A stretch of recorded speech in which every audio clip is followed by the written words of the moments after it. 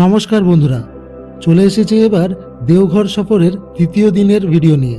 আর এই ভিডিওটা সম্পূর্ণভাবেই এখানকার দ্রষ্টব্য জায়গাগুলোর সাইট সিইং নিয়েই। এইভাবে যদি সিরিয়াল বাই দেখেন তাহলে কিন্তু আপনার সবকিছু খুব ইজি হবে, কারণ একই রাস্তার মধ্যে সব পড়বে। 2 দিনের এই সপ্তাহান্তের সফরে প্রথম দিনটা আমরা দেওঘর যাওয়া এবং সেখানে বৈদ্যনাথ ধামে পুজো দেওয়া নিয়েই কাটিয়েছি। সে ভিডিও নিশ্চয়ই দেখেছেন। তবে আজকে আমরা ঘুরে দেখব এখানকার সকল দ্রষ্টব্য জায়গাগুলো। তার মধ্যে থাকবে নলক্ষা মন্দির, ত্রিকুট পর্বত, তপবন, এমনকি নন্দন পাহাড়ও। নিজেই কার ড্রাইভ করে যদি ঘুরে নিতে চান এই সবকটি জায়গা, তাও আবার অল্প সময়ের মধ্যে, তাহলে ভিডিওটি আপনার জন্য। চলুন তাহলে শুরু করা যাক ভিডিওটা। নমস্কার, আমি মনোজিৎ, আর আপনারা দেখছেন Bengal diaries with Manojit. Good morning বন্ধুরা, পরের দিন সকাল, আর এবার আমরা বেরোবো সাইট সিইংয়ের জন্য। এখন বাজে 8:45 মতন। এখান থেকে গাড়িটা নেব, নিয়ে এখানকার যে দেখার মতন 3-4টে জায়গা আছে সেগুলোকে দেখবো আগে। তো পার্কিংয়ে গাড়িটা রয়েছে, ভালোই ছিল কালকের দিনটা। কালকে সন্ধ্যাবেলা পুজো টুজো দিয়েছি, সেসব তো আপনারা দেখেছেন নিশ্চয়ই। তো আজকে কাজ হবে শুধু এখানকার সাইট সিইং করবো, আর সেটা করব আমরা দুপুরের মধ্যেই, কারণ এখন সকাল সকাল বেরোচ্ছি 9টা, তো আমি ধরছি 5 ঘন্টা সময় নেব আর ডিটেলে জায়গাগুলো ঘুরবো। যারা নতুন নতুন গাড়ি নিয়ে ঘুরবেন বলে ভাবছেন বা ঘুরছেন, তাদের জন্য একটা ছোট্ট টিপ। দেখুন, আমি গাড়ি চালাচ্ছি আমার এই ইউটিউব চ্যানেলের অনেক আগে থেকেই, তো আমিও শখেরই ড্রাইভার, ঘুরতে গেলেই গাড়ি চালানো হয়। তো দেখুন, নর্মালি কোথাও ঘুরতে গেলে তো গাড়ি সার্ভিসিং করে নেওয়া এগুলো তো সাধারণ ব্যাপার, আপনাকে করা উচিত। তবে একটা ইম্পর্টেন্ট জিনিস দেখাচ্ছি, এটা কিন্তু কোনো প্রমোশন নয়, there is no paid promotion or thing like that. আমি যেটা জাস্ট দেখাতে চাইছি সেটা যে সাথে একটা ডিভাইস রাখা খুব উপকারী হতে পারে আপনার জন্য। আমার কাছে এটা প্রায় 6 বছর বা তার বেশি ধরে রয়েছে। অর্থাৎ এই গাড়িটার আগে আমার যে গাড়ি ছিল সেই গাড়ি তো এই জিনিসটাই ছিল, আমি ওটাকে এখনও ক্যারি করছি। আপনার খুব উপকারী হতে পারে। এটা কিন্তু টায়ার প্রেশার যেরকম আপনাকে দেখাবে, সেরকম আপনি আপনার গাড়ির ডিসি কানেকশন ইউজ করে আপনি কিন্তু নিজেই এয়ার প্রেশারটা মেনটেন করতে পারেন। এক্ষেত্রে কিন্তু আপনার রাস্তাঘাটে অনেক সমস্যা সমাধান হয়ে যায়। ধরুন, টায়ার যে বাস্টই করবে এরকম তো কোনো ব্যাপার নেই, ছোটোখাটো লিকও হতে পারে। সেক্ষেত্রে আপনাকে একটা শপে যেতে হবে, সেখানে গিয়ে রিপেয়ার ওয়ার্ক করাতে হবে। তো টিউবলেস টায়ার এখন সব গাড়িতেই।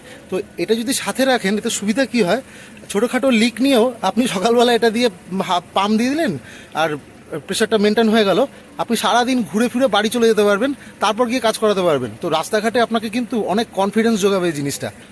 অনলাইন কিনেছিলাম, তখন এটার দাম 1800 টাকা মতন ছিল, হয়তো এখন আরও কম হবে বা এর থেকে আরও কম্প্যাক্ট জিনিস বেরিয়ে গেছে।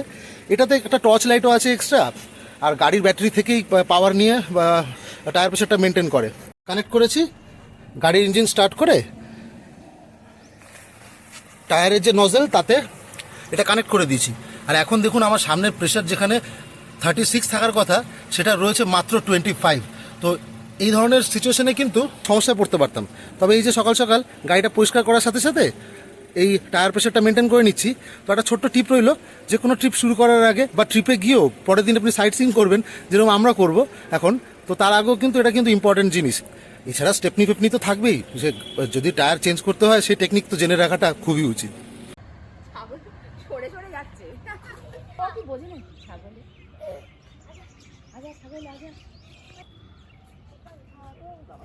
কিছু করবে না, কিছু করবে না। পরিবারের বাকি সদস্যরা এক জায়গায় হয়ে বেরিয়ে পড়লাম এবার। হোটেল ছেড়ে বেরিয়ে বাঁ হাতে কয়েকশো মিটার গেলেই ডান দিকে ঘুরে যেতে হবে আমাদের, আর সেখানেই রয়েছে রামকৃষ্ণ মঠ। এটা আপনারা যখন তখন দেখে নিতে পারেন, সময় করে বিকেলবেলা আসলেও চলবে, তাই আমরা আর দাঁড়ালাম না। হোটেলটা টাওয়ার চক থেকে দূরে, কিন্তু ফ্যাক্ট হচ্ছে যে এদিক থেকে মন্দির কাছে, মন্দিরটা কাছে। এখন আমাদের টার্গেট হচ্ছে নলক্ষা টেম্পল।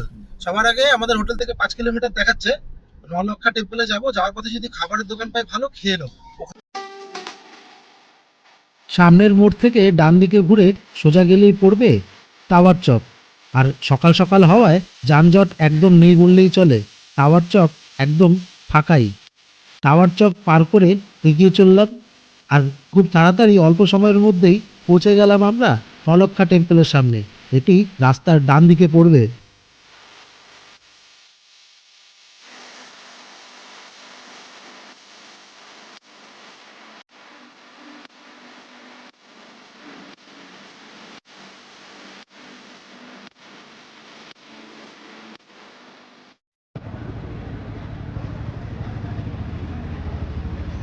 আমার পিছনে দেখছেন নলাক্ষা মন্দির। তখনকার দিনে 9 লাখ টাকা খরচা পড়ছিল এটা বানাতে, তো সেই কারণে নলাক্ষা মন্দির বলা হয়। তো চলুন ভিতরে যাই না, ভিডিওগ্রাফি করতে দেবে কিনা, হয়তো দেবে, বিগ্রহটা হয়তো তুলতে দেবে না। চলুন দেখি ভিতরে কি অবস্থা।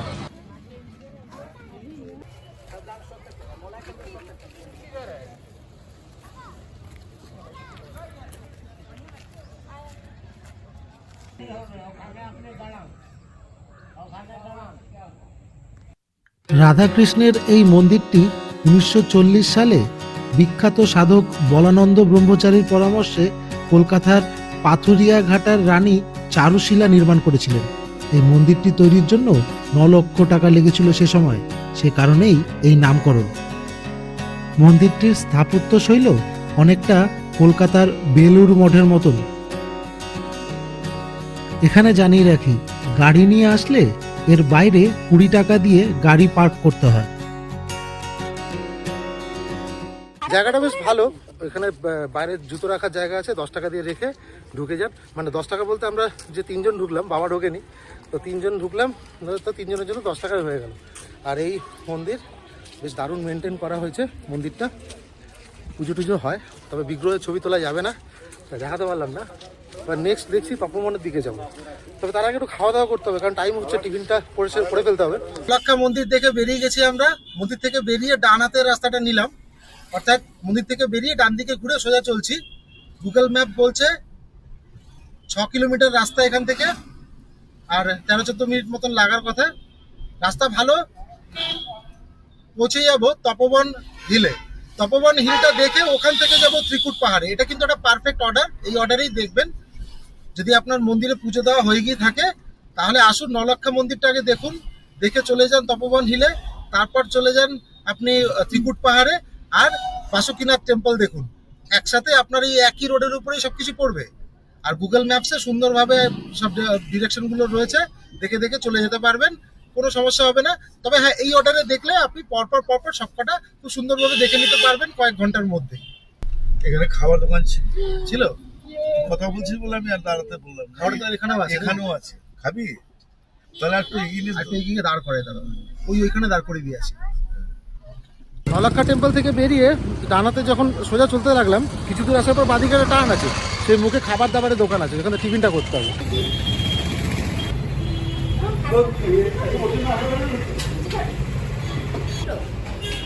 তো তপবন হিল যাওয়ার পথে আমরা এখানে টিফিন করে নিলাম। যাওয়ার পথে একদম সুন্দর দোকান ছিল, কচুরি খেলাম, খাস্তা কচুরিও পাওয়া যাচ্ছিল, সিঙ্গাড়া সকাল সকাল পাওয়া যাচ্ছে, রসগোল্লা টসগোল্লা মিশিয়ে সব কিছুই ছিল, ঠিকঠাকই ছিল, একদম সস্তা খাবার, কিন্তু খুব ভালোই খেলাম। এবার এখান থেকে আমাদের 10 মিনিট লাগবে, 5.4 কিলোমিটার দেখাচ্ছে তপবন হিল। তো চলুন তাহলে যাওয়া যাক সেদিকে। মামাম, কেমন ঘুরছো? ভালো লাগছে। নলাক্ষা মন্দির কিরকম লাগলো তোমার? ভালো। তুমি ভিডিও করেছো? হ্যাঁ। হ্যাঁ। ব্রেকফাস্ট সেরে এবার তপবনের দিকে এগিয়ে চললাম আমরা। তপবন পাহাড়ের গল্পটা যেটা পৌরাণিক, সেটা হচ্ছে এই যে রাবণ সীতাকে যখন অপহরণ করে নিয়ে যাচ্ছিল, সেই সময় এখানে তপস্যা করেছিল। তো সেই তপস্যা ভাঙানোর জন্য হনুমান এখানে প্রচুর লাফালাফি করেছিল পাহাড়টার উপরে। এত লাফালাফি করেছিল যে পাহাড়টা এরকম টুকরো টুকরো হয়ে গেছে। তপবন যাওয়ার রাস্তাটি বেশ সুন্দর এবং পড়বে ঠিক রাস্তার ডান দিকে। ডান দিক না? ওই রাস্তাটা এমন না, ওইদিকে গাড়ি আসলে পেয়ে যাবে। ওই যে পাহাড় দেখতে পাচ্ছ, ডান দিকে দেখো। ডান দিকে ওই যে এখানে ঢোকার সময়ই রাস্তায় 50 টাকা পার্কিং ফি নিয়ে নেওয়া হয়, আর পার্কিংটি একদম পাহাড়ের নিচে এবং বেশ ভালোই। এখানে এসে জানতে পারলাম ব্রেকফাস্ট করার জন্য বেস্ট জায়গা এটি, রয়েছে অনেক দোকান এবং সুন্দর একটি মার্কেটও রয়েছে। এইখানে আবার খাওয়ার দোকান আছে। ও, এটা তো ওখান থেকে জমজমাট বেশি। আর খেতে হবে না, আমরা ওটাই গরম গরম লুচি ভাবছে। এই পার্কিংটির ঠিক সামনেই রয়েছে মন্দিরে ঢোকার এবং তপবন পাহাড়ে ওঠার রাস্তা। অনেকগুলি সিঁড়ি ভেঙে উপরে উঠতে হয়।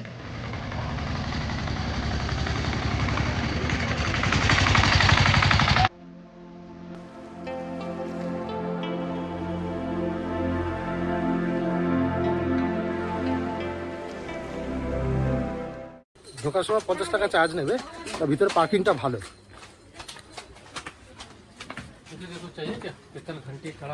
এটা বড় একটা মার্কেট আছে, কিছু নেওয়ার হলে এখান থেকে নিতে পারে।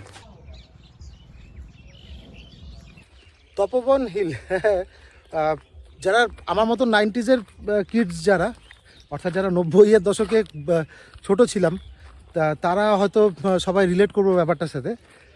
যে তখন না একটা কমিক্স আসতো, সেই কমিক্সটার নাম ছিল অমর চিত্রকথা। সেখানে কিন্তু আমাদের পৌরাণিক অনেক অনেক গল্প থাকতো। তো সেই সব গল্পে সেগুলো অবভিয়াসলি ছবি দিয়ে তার সাথে থাকতো। তো সেখানে কিন্তু এই তপবন রিলেটেড, এই তপবনের আশেপাশে বা এইখানে ঘটা কিছু ঘটনা নিয়ে অনেক গল্প আমি ছোটোবেলায় পড়েছি। তুলি ট্রেকিং করছে। হ্যাঁ, ধরো ধরো ওঠো, ধরো ধরো ওঠো। হ্যাঁ, সামনের দিকে ঝুঁকে ওঠো, তাহলে আরামসে উঠতে পারবে। উঠে হাত ঝেড়ে নেবে। এই তো। নর্মালি যদি মনে করেন পুজো টুজো দিয়ে উপরে উঠবেন, তাহলে যে রাস্তাটা ঢুকলাম মার্কেটের ভিতর থেকে, ওখানে দোকানে জুতো পুতো রেখে মন্দিরে পুজো দিয়ে পাশের রাস্তা দিয়ে উঠে যান উপরে। আর না হলে আমাদের মতন একটু এগিয়ে সেই ঢোকার ওই মুখটা থেকে এরকম একটা অফবিট ট্রেকিংয়ের মতন স্বাদ নিতে পারেন। আর যদি মনে করেন যে কিছু ভালো ভালো ছবি তুলবেন আর নিরিবিলিতে সেটা যেন ন্যাচারাল মনে হয়, তাহলে কিন্তু এভাবে আমাদের মতন আসাটাই বেস্ট।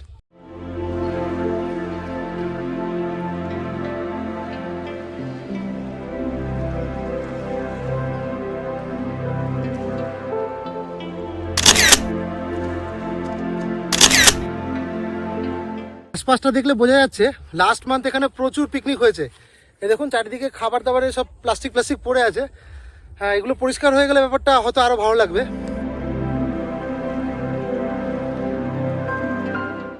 রীতিমতো ওই কয়েকটা পাথর চড়ে ওখান থেকে ছবি টবি তুলে বেশ ঘাম পাম বেরিয়ে গেছে, কারণ রোদের তেজটা কিন্তু এখানে খুব বেশি। কারণ একদম ন্যাড়া জায়গাটা, তো গরম লাগবে বেলার দিকে আরও। এখানে বেশ কিছুটা সময় কাটান।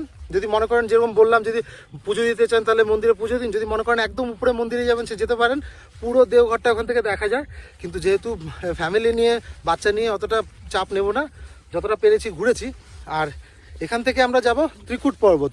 2-3 বছর আগে ওখানে ওই যে রোপওয়েটা ছিল, ওটা ভেঙে পড়ে একটা দুর্ঘটনা ঘটে। তারপর যায় লোকে, তবে কম যায়।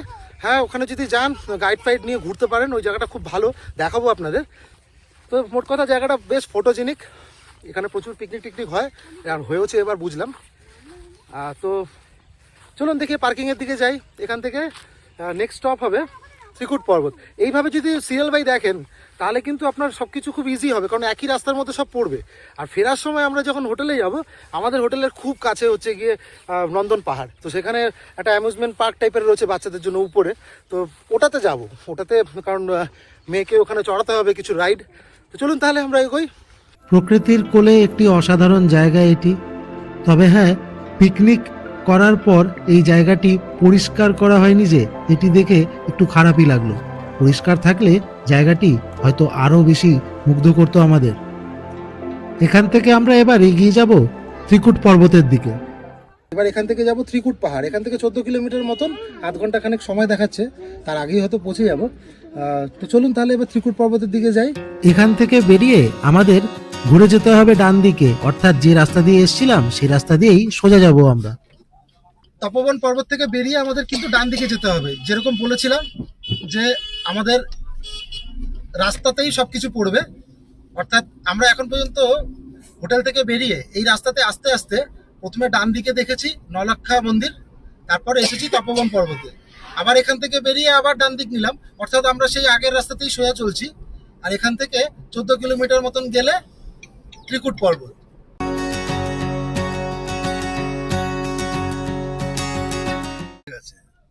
গাড়ি পড়ে গেছে রাস্তায় একটা, ব্যাক করতে গিয়ে ব্যাক করতে গিয়ে ঢুকে গেছে। বাকি রাস্তাটাও বেশ ভালোই, তবে এখানে কিছু হাইওয়ে কনস্ট্রাকশনের কাজ চলছে, সে কারণে জায়গায় জায়গায় ডাইভারশন পেতে পারেন। আমরাও একবার দুবার পেলাম, তবে রাস্তাটি গুগল ম্যাপ দেখে অনায়াসেই পৌঁছে গেলাম। আর দূর থেকে দেখা যেতে লাগলো ত্রিকুট পর্বত। দারুণ দৃশ্য বন্ধুরা। তবে আবার আমাদের হাইওয়েতেও উঠতে হলো, উঠে নিতে হলো এই গলিটি। এই গলি থেকে সোজা গেলে আপনাকে পার্কিং ফি 20 টাকা দিয়ে গাড়ি রাখতে হবে। এখানকার বিশাল বড় পার্কিং, তাও আবার পাহাড়ের কোলে।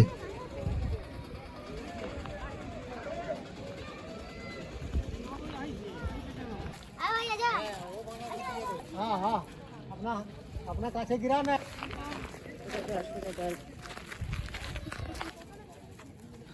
এই ত্রিকুট পাহাড়ে পার্কিং এ গাড়িটা রেখেছি। তবে আগে কিন্তু এখানে অনেক বেশি টুরিস্ট আসতো, এখনো আসে। তবে আগে এখানে রোপওয়েটা ছিল, জানি না দেখা যাচ্ছে কিনা। ওই উপরটাতে রোপওয়েটা ছিল, এখনো কিন্তু ওর অবশেষটা রয়েছে। ওখান থেকে 2022 নাগাদ খুব বড় একটা অ্যাক্সিডেন্ট হয়, অনেক লোক মারা টারা যায়। তো তারপর ওটা খোলার চেষ্টা হয়েছিল, কিন্তু তারপর আর সম্ভব হয়নি। সে কারণে উপরে ওঠাটা খুব হেক্টিক হয়ে যায়। সিঁড়ি রয়েছে 35-40টা হনুমান মন্দির অবধি। তারপর কিন্তু আপনাকে ট্রেক করতে হবে রীতিমতো। যদি সাথে বাচ্চা কাচ্চা না থাকে তাহলে কিন্তু লোকজন নিতে পারবেন, ঠিক আছে। এই এখানে গাইড আছে অনেক, তারা আপনাকে হেল্প করতে পারে। তবে যদি একটু মনে করেন যে না করবেন, ঠিক করে ফেলেন, তাহলেই করুন। রিস্ক নেওয়াটা আমরা ঠিক মনে করছি না। সাথে যেহেতু ফ্যামিলি রয়েছে, তাই আমি কিন্তু ট্রাই করব না। তবে হ্যাঁ, জায়গাটা ফটোজেনিক। আসুন এখানে ঝর্ণার জল পেতে পারেন, একটা বোতল সাথে থাকলে ঝর্ণার জল নিতে পারেন, যেটা কিন্তু খুব উপকারী নাকি শুনেছি। बाबा देखो बादरটা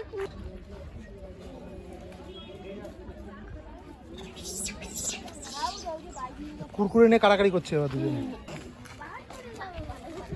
এখানকার হনুমানজির মন্দির অবধি কিন্তু আপনারা নিজেরাই চড়তে পারেন, গাইডের কোনো দরকার নেই। তবে পুরোটা ঘুরতে গেলে গাইডের দরকার আছে, কারণ যেভাবে ওরা পা রাখতে বলবে সেভাবে রাখতে হবে। ওই জন্য একটু ফিজিক্যালি ফিটনেস দরকার আছে। সাথে বাচ্চা কাচ্চা থাকলে ট্রাই না করাই ভালো। সিনিক বিউটির কথা বললে দেওঘরে আসার পর সবচেয়ে ভালো আমার এই জায়গাটিই লাগলো। হ্যাঁ, একদম প্রকৃতির কোলে, পাহাড়ের নিচে দারুণ এক পরিবেশ। পাহাড়ের উপরে মন্দিরে যাওয়ার প্রধান রাস্তা এটি না হলেও আমরা এদিকটায় এলাম, কারণ এখান থেকেও মন্দিরের ঘন্টা শোনা যাচ্ছে। যত উপরে উঠছি তত পরিষ্কার হচ্ছে সে শব্দ।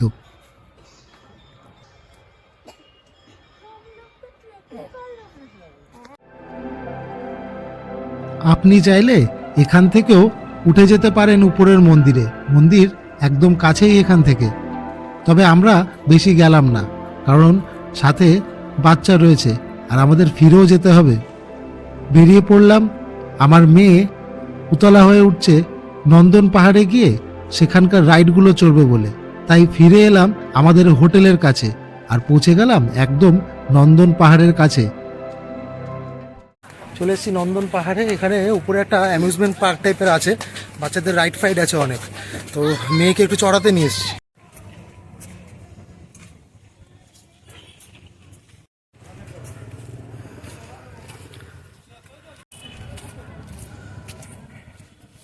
এই জায়গাটায় বেশ সুন্দর করে সিঁড়ি করা রয়েছে, উঠতে কোনো অসুবিধাই হবে না। যেখানে যেখানে সুযোগ পেয়েছে সেখানে ফ্ল্যাট সিঁড়ি বানিয়েছে। আর তারপর কিছুটা একটু খাড়া চড়াই আছে, কিন্তু ইজিলি আপনারা পারবেন সবাই। বাচ্চাদের নিয়ে আসুন, সবাই বাচ্চা কাচ্চা নিয়ে আসছে এখানে। ভালো ভিউ পাবেন এবং কিছু রাইডস আছে, চলুন দেখাচ্ছি। পাহাড়ের উপরে রয়েছে মন্দির। সেই মন্দিরে যাওয়ার জন্য কোনো চার্জেস লাগবে না, তবে বাচ্চাদের পার্কে ঢোকার জন্য 10 টাকা করে মাথা পিছু চার্জ দিতে হয়। যদিও আমাদের ক্ষেত্রে শুধু আমাদের দুজনের চার্জ লাগলো, মেয়ের জন্য কিন্তু পয়সা দিতে হলো না। কিন্তু বেশ ভালো, মানে বসার জায়গা রয়েছে অনেক।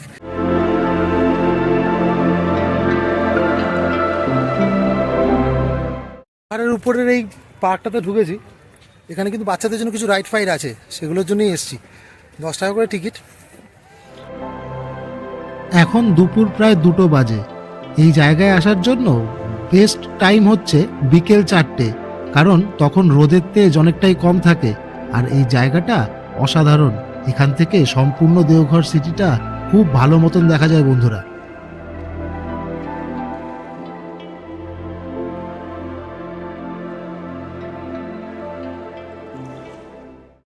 দেওঘরের একটা দারুণ ভিউ পাওয়া যায়, মানে পুরো দেওঘর শহরটাকে খুব সুন্দরভাবে দেখা যায়।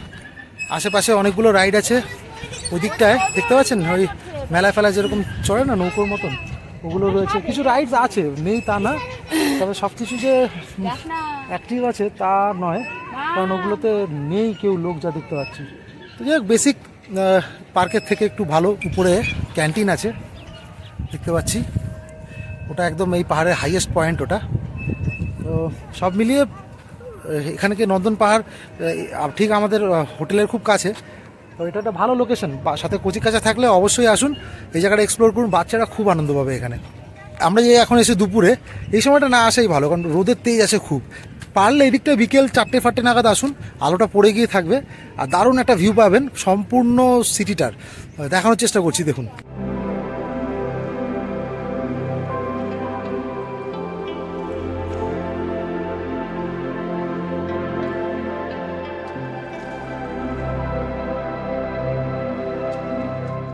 আমরা ভাবছি এবার লাঞ্চ করব, করে হোটেলের দিকে যাব, গিয়ে রেস্ট করতে হবে। সন্ধ্যাবেলা চেষ্টা করবো আবার মন্দিরের মার্কেটে যাওয়ার।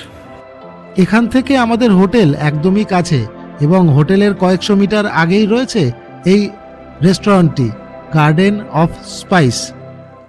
লাঞ্চের জন্য আমাদের হোটেলের একদম কাছে গার্ডেন স্পাইসে এসেছি। আমাদের হোটেলের দিকে যাওয়ার সময় একটা বড় স্টেট ব্যাংক পড়ে, আর তার ঠিক উল্টো দিকে রয়েছে গার্ডেন অফ স্পাইস। তো দ্য গার্ডেন অফ স্পাইস হচ্ছে এখানে ভালো একটা রেস্টুরেন্ট, ভালো, বেশ ভিতরে অ্যাম্বিয়েন্সটা বেশ ভালো। সন্ধ্যাবেলা খুব ঝলমল করছিল আগের দিন, তো আজকে তার জন্যই ঠিক করেছি ফেরার সময় এখানেই খাবো।